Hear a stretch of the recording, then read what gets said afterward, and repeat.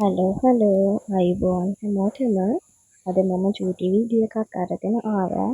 මම හදපු මිරිස් පැල කීපයක කරල් පැහිලා තිබුණා. ඉතින් මට හිතුණා ඒ වීඩියෝ එක ඔයාලට ගේන්න ඕන කියලා.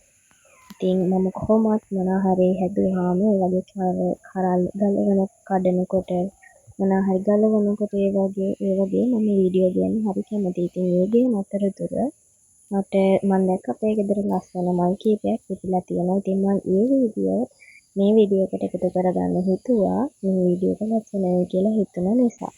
ඉතින් මම අද පෙන්නන මිරිස් පැල මම ගෙදරම තවන් දාලා කිසිම රසායනික ද්‍රව්‍යයක් නැතුව හදාගත්ත කාබනිකව වගා කරපු, ඒ කියන්නේ කාබනික පෝර යොදාගෙන හදාගත්ත මිරිස් පැල කිහිපයක්. ඉතින් මේකේ සාත්තුව මේ පාර ටිකක් අඩු වුණ හින්දා ගොඩාක් ලොකු අස්වැන්නක් බලාපොරොත්තු වෙන්න බෑ. නමුත් ගෙදර ප්‍රයෝජනයට, ගෙදර පරිභෝජනයට ඇති ප්‍රමාණයට එතන මිරිස් කරල් කිහිපයක් මට කඩා ගන්න තිබුණා. ඉතින් චූටි දෙයක් වුණත් තමන්ගේ ගෙවත්තේ හදන කිසිම අවශේෂයක් යොදාගත්තේ නැතුව හදාගත්ත දෙයක් නිසා මට හරි සතුටුයි. මට ඔයගොල්ලන්ට ඒක පෙන්නන්න හිතුණා.